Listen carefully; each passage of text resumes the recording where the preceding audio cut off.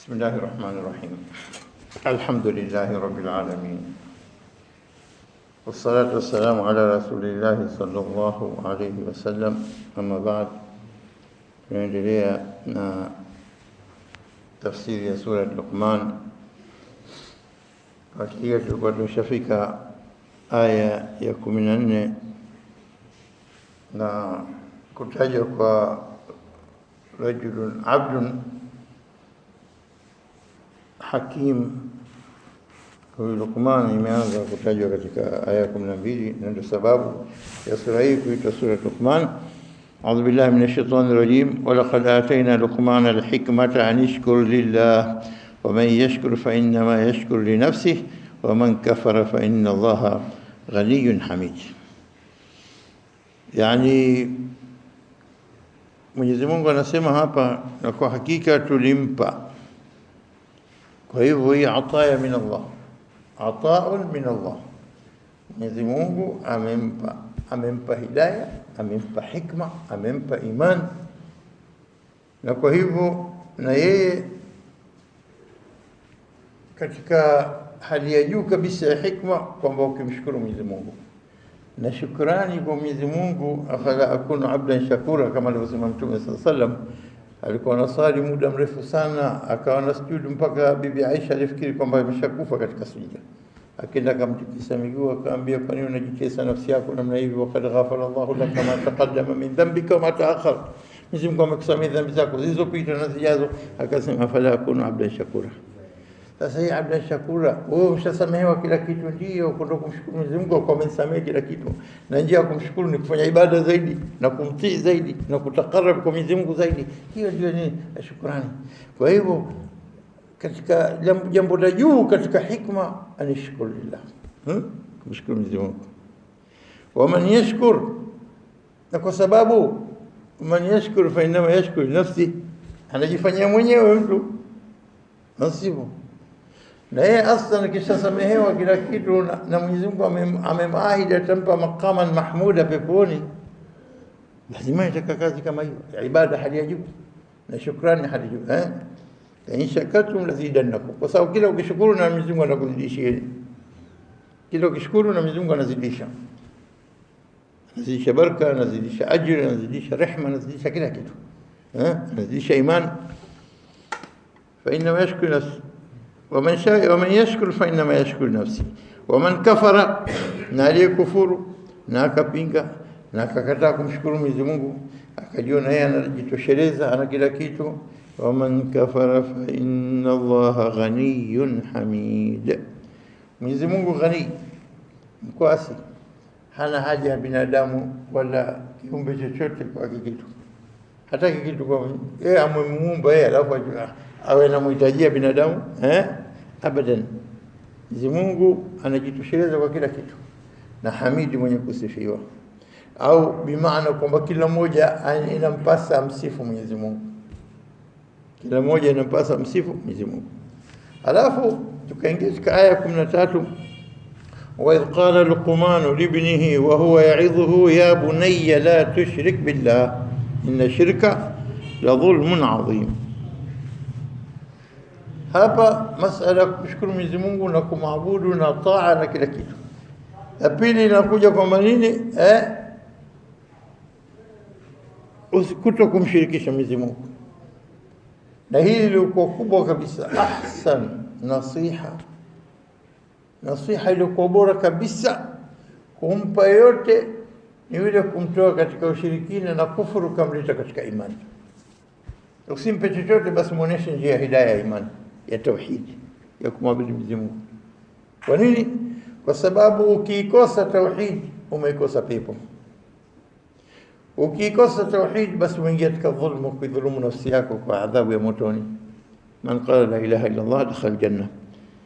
Wa idh qala Luqman libnihi wa huwa ya'idhuhu, kumbuka ya Muhammad wakati Luqmani, au fahamu ewe Muhammad wakati Luqman alipomwita ndugu ya mwanawe, akawa anampa nasaha, anamuhusia mwanawe.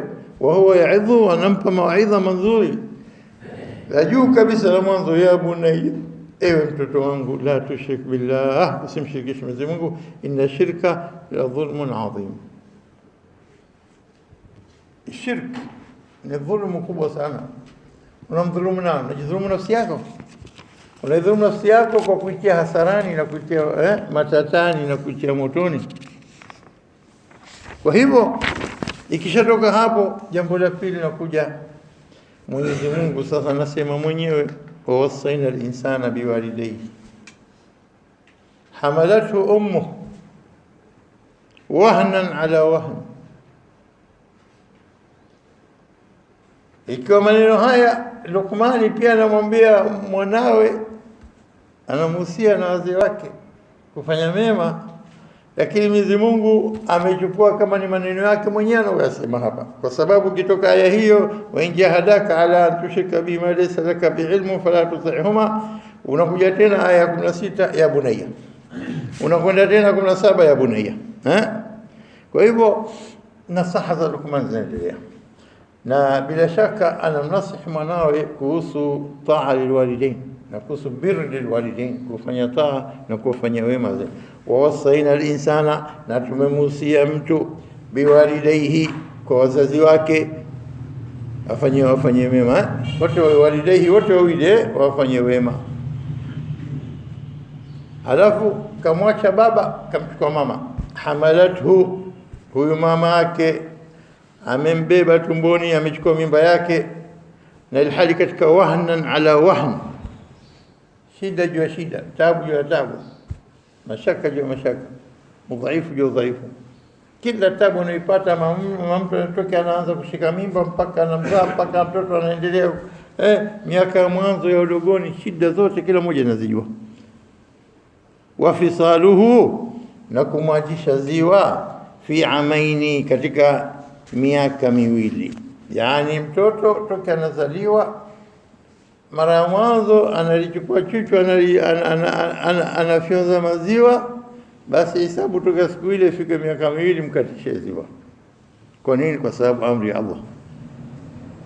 Bila shaka kuna sababu, Mwenyezi Mungu Allahu a'lam, kuna wanasema kwamba anaweza hali yakageuka yakana maathiri baadaye, Allahu a'lam. Watu wanaeleza, lakini madhal hata ikiwa haina dhara, madhal Mwenyezi Mungu kasema miaka miwili.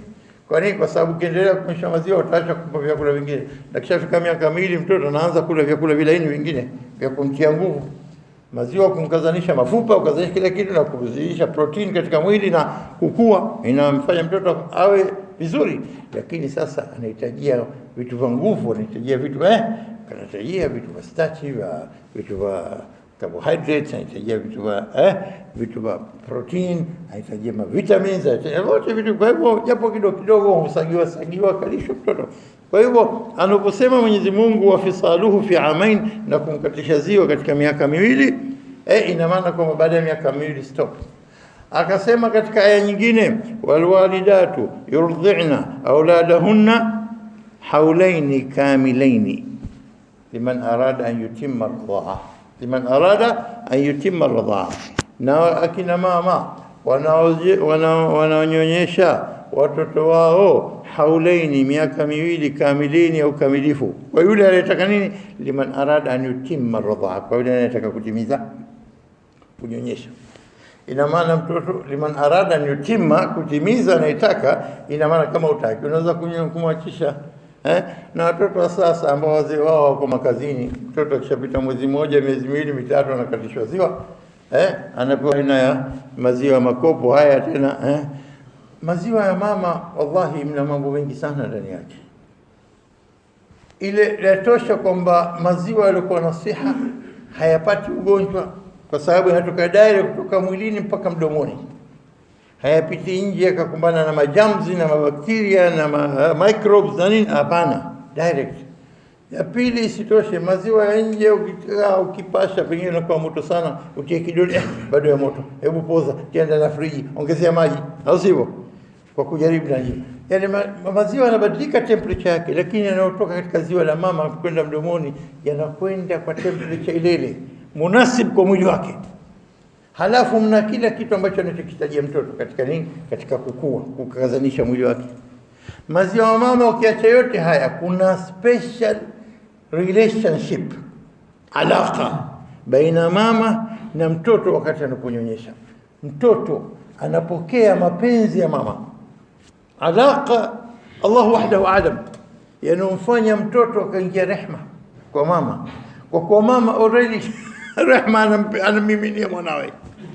Kwa hivyo mtoto ananyonyeshwa, anakuwa mtoto na nguvu, msikivu, anasikia wazee wake, na mtoto ambaye kwa mara nyingi inakuwa hivi na Mwenyezi Mungu anapojali wengine au uzembe wa wazee kwa kuto kuendeleza kuwatazama watoto wao tokea udogoni kwa malezi mazuri, je hutokezea mambo mengi kama mtoto muhuni, mtoto toka katika njia ya malezi mazuri kwa uzembe wa wazee. Lakini hasa maziwa haya yanamfanya, yanazidisha mapenzi ya mama kwa mtoto na ya mtoto kwa mama. Subhanallah, na miujiza mingi sana katika kunyonyesha. Na hii miaka miwili ni hasa mtoto anahitajia awe chini ya mama kwa kila wakati, kila jambo.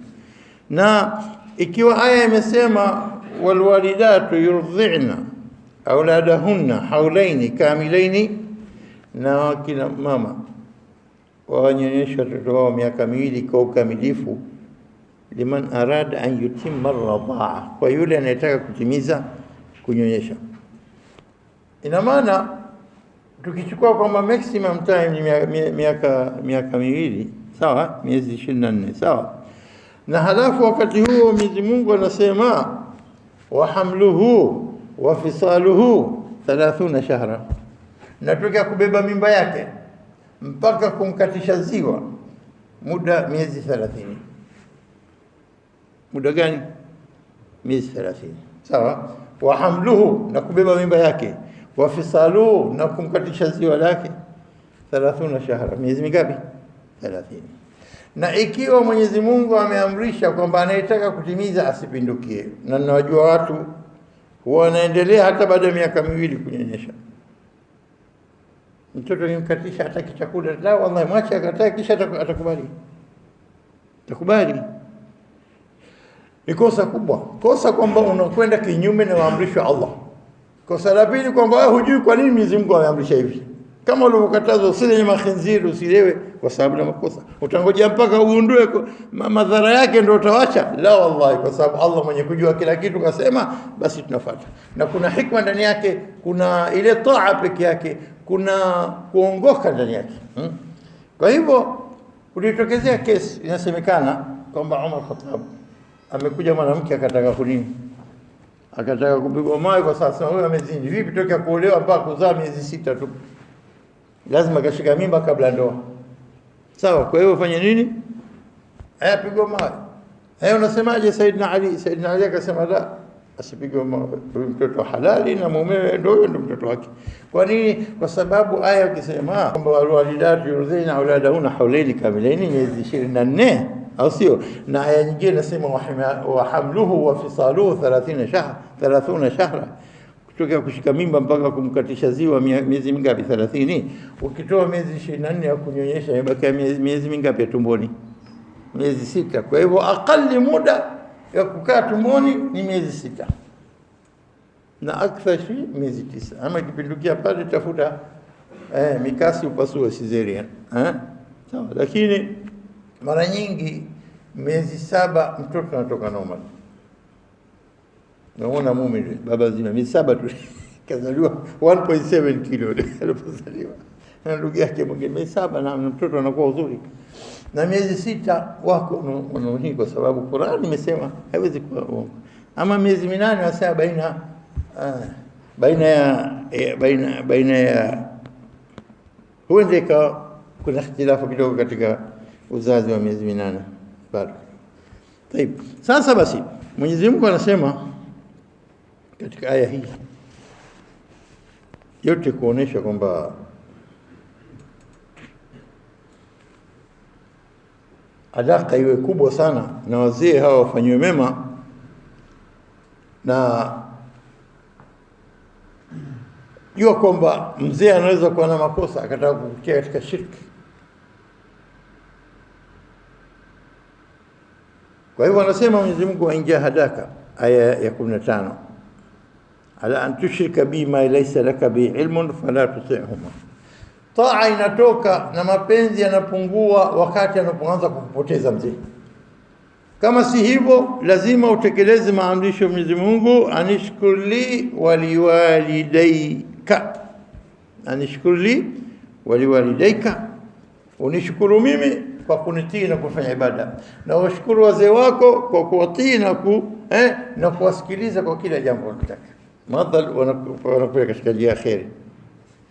Wazee wako sababu zake na kuniabudu mimi, ilayya almasir, mwisho wako marejeo yako yatakuwa kwangu. Hapo ndo utapojua amali zako zote, alaka baina yangu mimi na wewe, alaka baina yako wewe na wazee wako, kwa sababu Mwenyezi Mungu ameweka mambo mengi, sababu wazee kukupeleka